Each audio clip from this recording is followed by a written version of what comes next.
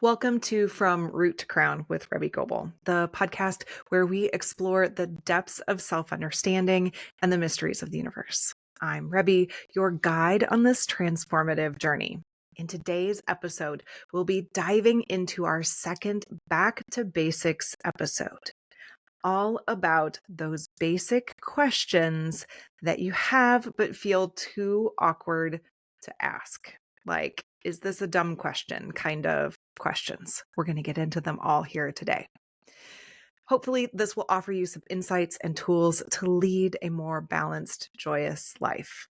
Let's begin. So, I thought we would take this episode and jump just like into those questions that I think everybody has at the beginning, and you don't want to come up to somebody who is further along their own path and ask.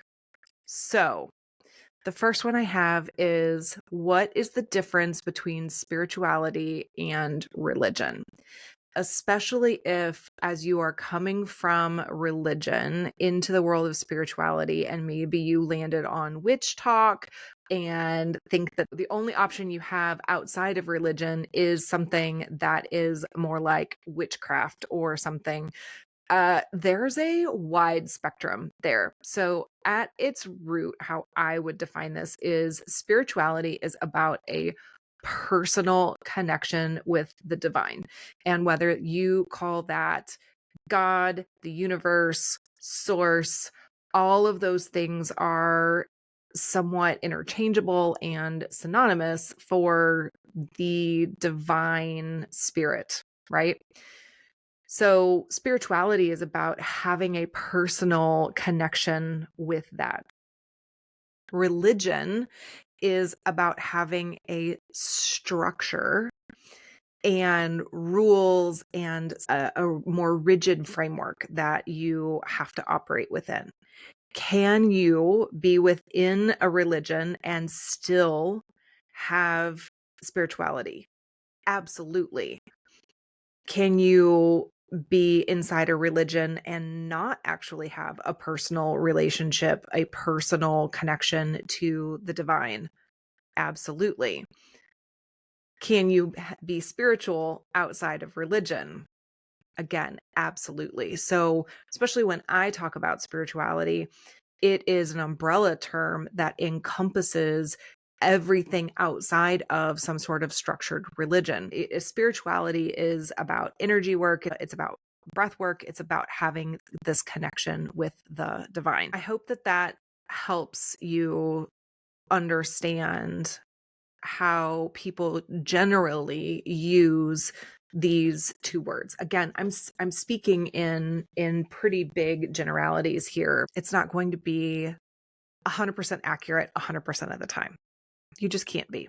But in general, the difference between spirituality and religion is spirituality, there might be a practice that has some rules or some guidelines or a process to it, whether that's connecting with Reiki or breath work or something like that, but it's not an outside structure like religion generally has. Moving on, I'm just going to rapid fire through these questions. Next question we have is, what is the higher self? I am certainly guilty of referring to this and not pausing to define it. So, if we think of ourselves as either eternal beings or beings that reincarnate multiple times, whether you think this is our only life here or not, if you subscribe to the fact that you are bigger than the meat suit that you're in, right? Than the human body that you're in. Your higher self is that part of your soul that isn't contained inside your body, that is still directly connected to source, that we still have access to. If you think of yourself as this boundless, infinite, eternal entity, the amount of that vastness that can be bottled up and put inside a human is like the tip of your finger. So if the tip of your finger is all that can fit into your human brain and this human body and the life that you're living right now, and the rest of you is this higher self that is you're still connected to, you're still part of, but isn't necessarily online all the time. You're not able to access all of that because of the limitations of our human brains. So when we talk about connecting to your higher self, you're opening yourself up to that vastness, that fullness, the other lifetimes that you have lived, the wisdom that comes from that view, right? Of you've lived more than one lifetime. You've done this before. You've learned things in past lives, and this life is a step in your evolution. The part of us that's that higher self has access to all of that information, has access to all of that data, that history, that context. So when we connect with that version of ourselves, it gives us access to a completely different perspective than what we get here in this lifetime with this specific set of experiences. So whether you're talking about connecting with an alternate version of you or your higher self, it's it's tapping into that wisdom and allowing yourself to connect to that for guidance, for again, greater context for why things are happening, what you should do next, where you should go from here. So this higher self is the complete you, like a capital Y, you, and not this tiny sliver of you, which is all that our human bodies can contain. Next question. What is the difference between your intuition and psychic abilities? I love this question because I hadn't even thought of it until I was Googling around looking for some of these basic questions. And the way that I look at it is that your intuition may use your psychic abilities to give you the message that you need. For example, we have five senses. Well, there's a clairvoyant version of each of those senses, and they're called the clairs. So when you learn about mediums and psychics for the first time, you may hear somebody say clairvoyance, and that means clear seeing. So they're actually seeing things that somebody else can't see. For the rest of your senses, you have clairaudience, which is clear hearing, where you're actually getting your messages from spirit by hearing sounds or words or voices that not everybody can hear.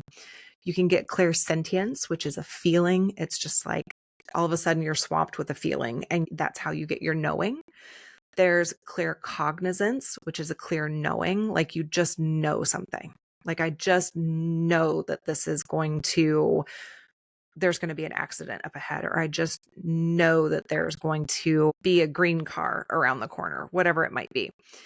There's clairalience, which I had to look this word up. It's clear smelling. So you might get a smell, and that is the way that spirit is talking to you. And then there's clairgustance, which is clear tasting. So that is how you get your messages from spirit, is in you'll get a taste, and you can taste something that nobody else is tasting, and it just comes out of nowhere. So your intuition is going to use those clairs, your psychic abilities, to give you the message that you need to hear. So, for example, as I am doing Reiki, there are times where I will smell something. I'll get a specific scent as I am doing energy work, and that tells me something. I will also I get the feeling, right? So I have the feeling one where I will feel a change in temperature in my hands as I am doing Reiki for people, and I will get the knowing. I don't always have the clear vision. My intuition doesn't speak to me so much in pictures. It's in knowing, in feeling, and in sense for sure. So all of us have different gifts, just like some of us have better eyesight than others. So you may not have all of those psychic abilities. And a psychic ability doesn't necessarily mean that you're going to become a medium, that you're going to see ghosts, that you're going to be able to speak with spirits and dead people. I have had dreams where past loved ones have come through, and I know for a fact that it was more than a dream, but I am not a medium. I am not someone who can just tap into your dearly departed loved ones and have a conversation with them. I know people who can and do. That is not one of my gifts, or it hasn't manifested yet. So don't think that just because you're tapping into your intuition or you're tapping into your psychic abilities, that all of a sudden it's going to be this free for all and this flood, and that you're opening yourself up to just any energy that's coming through. That's actually our next question is, once I start with any of these spiritual practices, can I turn it off, or am I going to be flooded with spirits, etc.? I am of the philosophy that you get to set the boundaries. You get to set the rules for how spirit interacts with you, because we all have free will. I know many very popular, very talented mediums who do it the same way. It's actually where I learned it from. So you can actually set out your rules for how spirit can interact with you. Again, because I am not a medium, I don't have spirits just waking me up in the middle of the night or what have you. But the mediums that I do know will go through and literally write out a list of their rules and put it on their bedside table. Like, you cannot wake me up. You cannot come into my dreams uninvited. You cannot, uh, you know, make shit fly around my room or what have you to get my attention. I will let you know when I'm open to receiving messages. So almost like posting operating hours, like these are the store hours. These are the times that I'm open. And I also believe that your intention matters a lot, and whether you are going through and actually shielding yourself and making sure that you just have good energetic hygiene can do a lot there. So I do not believe that it turns into this free for all and all of a sudden you're going to have this unwanted gift thrust upon you. There was a time in my life where I was really, really spooked by the idea of ghosts and spirits. As I have grown, I am not in that position where I'm like, no, no, no, no, no. I don't want to speak to spirits. I would be open to experiencing that. I will come back and let you know if I just stuck my foot in it. And if I did open up something right there. Um but there was a time where I was like, no, that scares me, and I completely blocked myself off from that. And we have free will in this. I believe we have free will in all of our experiences. So I get to choose what experiences I am open to and which ones that I am not interested in participating in. So I absolutely 100% believe that you can pick and choose your experiences, and that you don't need to worry about opening up a Pandora's box that you can't contain anymore. Next question. What is meditation and how do I start? Okay. Meditation to me is any process that brings you into the present moment.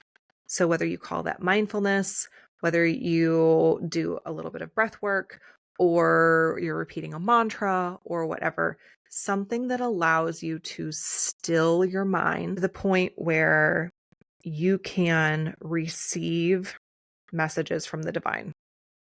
I like to compare this to prayer. So prayer is the time where we are asking the divine for things. Meditation is the part in that conversation where we shut up and listen for the replies and listen for the responses. So this is why people say it's as simple as getting quiet, as going out into nature and taking a hike, or repeating those mantras, or it is anything that you do that allows your thoughts to slow down enough that they go quiet and you can receive divine inspiration, intuitive hits, those types of things. The shower is a very meditative place for me. I do my best thinking in the shower. I get my best ideas in the shower. That is, as a creature of water, I have a Cancer sun, Pisces moon. I am a watery creature. So the shower is where I do my best thinking. And so it is a very meditative process for me to shower every day. So it can be as simple as that. If you have more questions on meditation, I have a whole course on getting started, meditation in moments. You can check that out. Drop any other questions that you might have about meditation here, but that's a whole different, already done a podcast on meditation.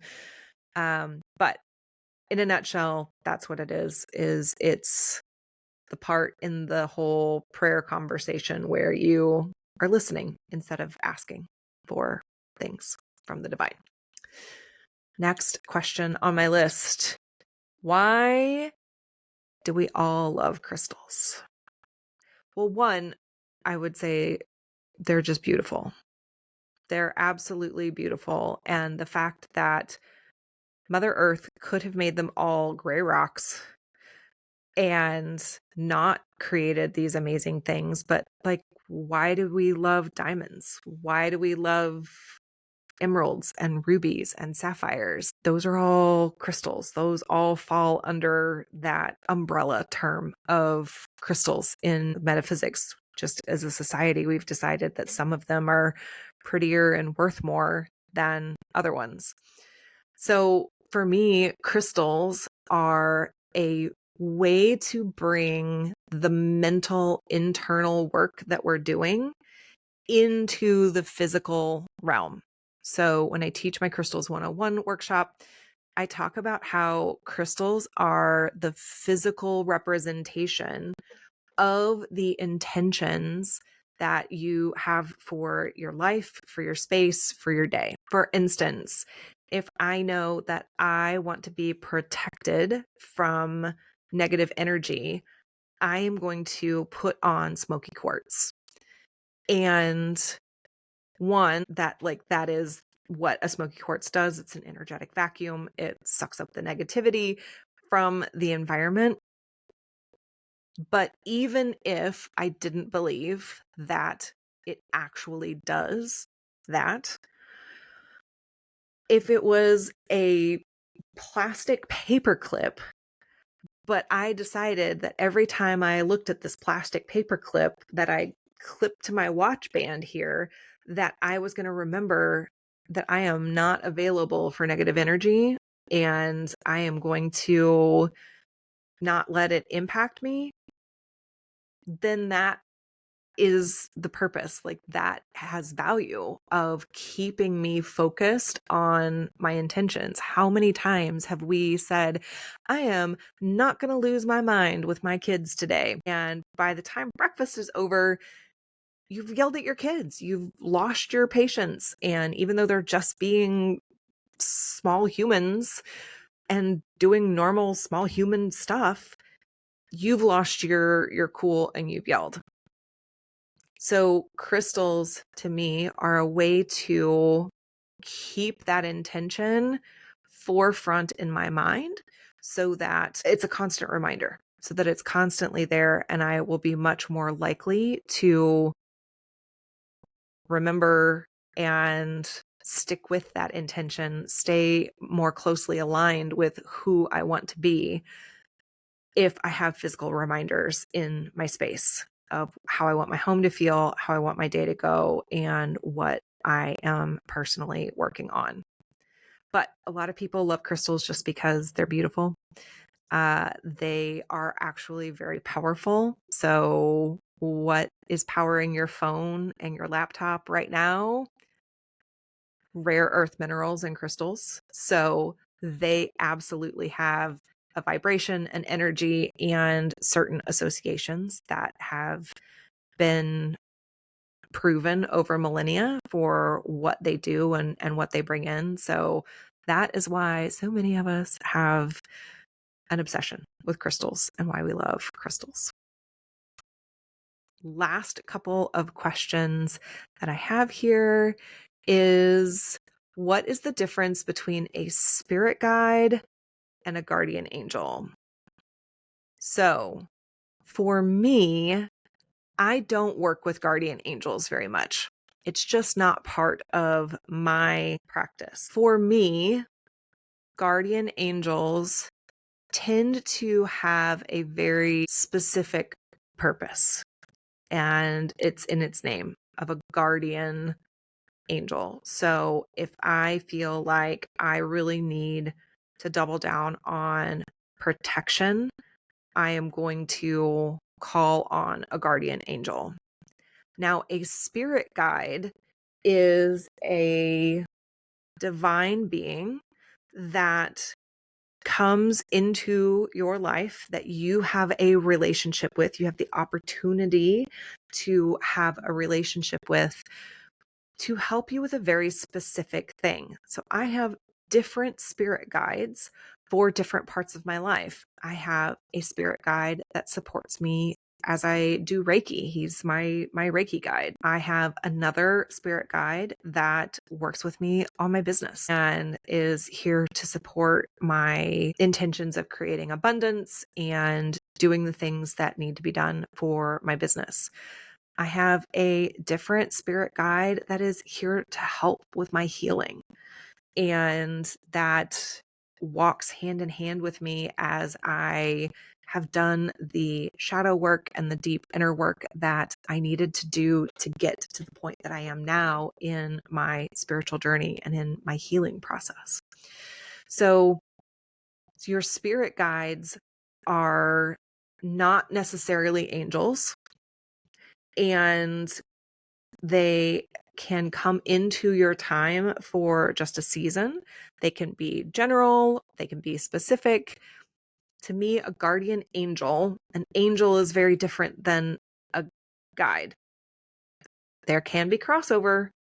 I'm not saying there isn't crossover, but an angel is a very specific entity, just like a fairy or just like any other type of creature out there. So to me, that's the biggest difference between a spirit guide and a guardian angel. Is a guide is not necessarily an angel, does not have to be an angel in order to guide you.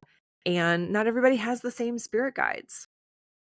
And you can absolutely just have a conversation with them. Whether it's a guardian angel or a spirit guide, it's as simple as like any prayer, right? Any sort of asking and opening yourself up to them. And just like with what we were talking about earlier with random spirits, and are you opening yourself up to all of that, and you can say no and close the door, you have spirit guides. 100%, I will say, you have a spirit guide or guides. They are waiting for you to initiate the conversation. And it's as simple as saying, hey, I could really use some guidance here. Which fully healed, ascended spirit on my team is here to support me with this, who only has my best intention at heart? That's as complicated as it needs to be. And then get quiet and listen for the answer.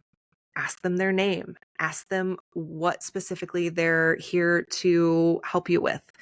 And be prepared for these answers to come through all of those different clair senses that we talked about just a couple of minutes ago.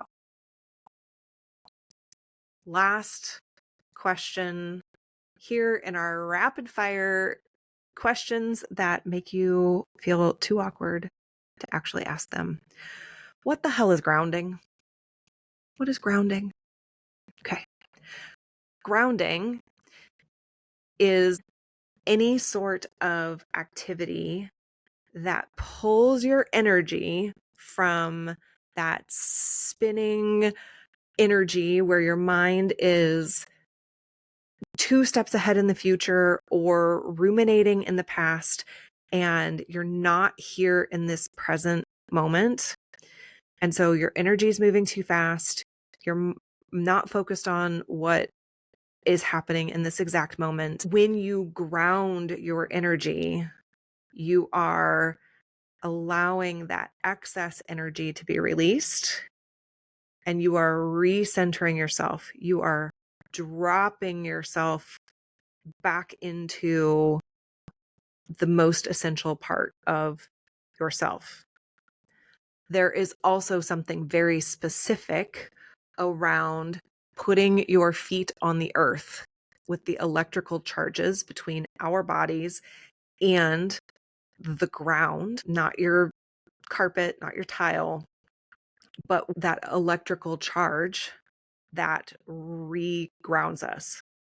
We are electrical beings, just like the electricity that we use in our homes. So it allows for that discharge of energy when you are outside and actually put your feet and your hands on the ground and or hands on the ground. If you are inside and don't have access to being outside, like right now, it's covered in snow outside. I'm not putting my bare feet anywhere near that right now. You can still ground yourself spiritually. You can actually just put your hands on the floor wherever you are, whether that's in Target or whether that's it at work in the break room or whether you're in your own home. Actually sitting on the floor, it hits different pressure points than sitting in a chair. It puts your body in a different alignment and allows for a very similar discharge. In between Reiki clients, sometimes I will lay on the ground or just squat down and put my hands on the ground, on the floor, wherever it is that I am. And it triggers your mind again to come back to the present moment of what can I feel? What am I touching? Where am I right now in this moment? Right here, right now. And it's a very, very, very beneficial process, especially if you struggle with anxiety or your energy tends to get spun up. If you can sit down on the ground, crisscross, put your hand on your heart, this can be a very grounding sensation as you push this pressure point. It simulates the feeling of getting a hug, which releases all sorts of good endorphins and everything in our system. But putting your hand on your heart with a little bit of pressure and taking 2 deep breaths while sitting on the ground. If you did that every day for the next 30 days, you would be an unrecognizable human at the end of this month. by the end of the year, you would be completely unrecognizable if you took 30 seconds every day, get out of bed, drop down, sit down on the ground, put your hand on your heart, and breathe deep 2 times, 5 minutes if you have that much time. So that is what grounding is. I hope that this helped. I hope that just going through some of these rapid fire questions illuminates, educates a little bit about some of those basic things that a lot of us in the space get a general understanding of, but don't necessarily take the time to step all the way back and define every time that we talk about it. I want to know in the comments here what other awkward questions you have. I will do a part 2 if I get enough questions coming my way. I'm happy to break it down and do the research, do whatever it is that I need to do about why do we do this? What exactly is that? Everybody talks about X. What does it mean? So thank you so much for joining me on this episode of From Root to Crown with Rebby. I hope today's exploration of these basic questions has offered you valuable insights and a deeper connection to your own journey. Remember, you are your own medicine, your own teacher. If you enjoyed this episode, please subscribe, share, and leave a review. I look forward to continuing this journey with you in our next episode. Until then, be gentle with yourself and stay connected to the wisdom within.